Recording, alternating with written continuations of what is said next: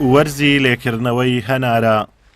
ئێرە گوندی ئاکۆیانە لە قەزای ڕەواندۆز.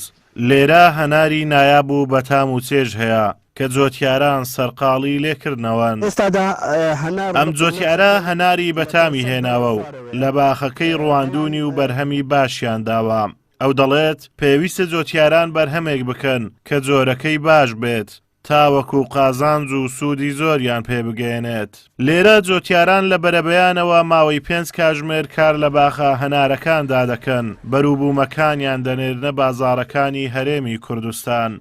طبعا ئەم هەنارە لە منتیقەی دۆڵی ئاکوان پەروەردەکرایە. دۆڵی ئاکوان دۆڵێکی زۆر پڕپیت و بەرەکەتە، دۆڵێکە هەموو میوەکان زۆر بەباشی و بەسەرکەوتووی تێیدا ئەڕویندرێن و فەلحەکانیشمان استفادەی زۆر باشی لێکردێ. ئێستا سیرکەن ئەو هەنارە چەند گەورەیە، ئەوە تقریبان چیلۆوەک دێتەوە زیاتر یا کەمتر.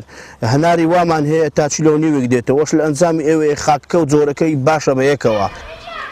خەڵکانێکی زۆر لە گوند و دێهاتەکانی کوردستان سەرقاڵی کشتتوکاڵن و بەرهەمی باشیان هەیە. ئەگەر پشتیوانی بکرانایە و پێداویستی کشتتوکاڵ و ساردخانەیان بۆ دابین بکرابایە، هەرێمی کوردستان پێویستی بە بەرهەمی هاوردە نەدەکرد. بەڵام وەک ئەوان دەڵێن حکوومەت وەک پێویست هاوکاری و پشتیوانی جۆتیاران ناکات. بەیانیان دێنە ئێرانە ڕۆژێ مەسەلەن 20 کارتۆن 30 کارتۆنە چیلێ ئەەکەینەوە ئەبەینە بازاڕی لۆ فرۆشتنێ. هەنارەکەشی سێنەوە هەناری هەیە کاکتاسینەوەی کە لێن کڕیا ترشە شیرنە مێخۆشە. هەنارە مێخۆشەکە بازاری لە هەمووی خۆشتر لە فرۆشتنێ. بەس بەڕاستی نیگەرانی لە بازاری لەبەر ئەوەی هەنارەکە پارەی ناکا بۆ شێوەی.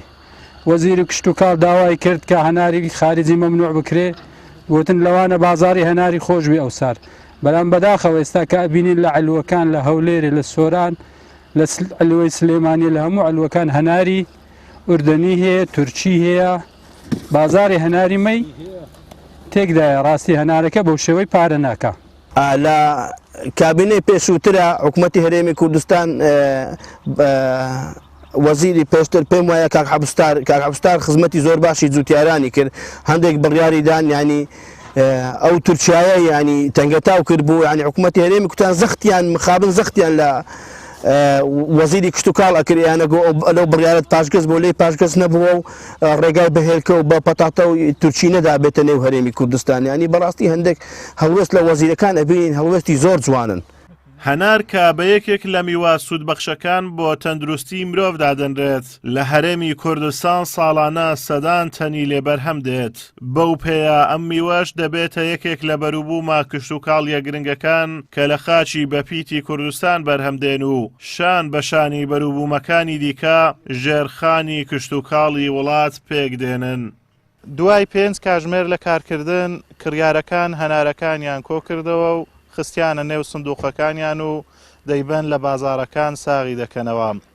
بەڵام ئەوەی جۆتیارەکانی نیگەران کردووە ئەوەیە هەنارەکانیان پارەیەکی ئەوتۆ ناکەن کەوا بەشی ماندووبوونیان بکات. ئازادۆمەراوەی کەناڵی ئاسمانی پەیام، گوندی ئاکۆیان لە قەزای ڕەواندۆز.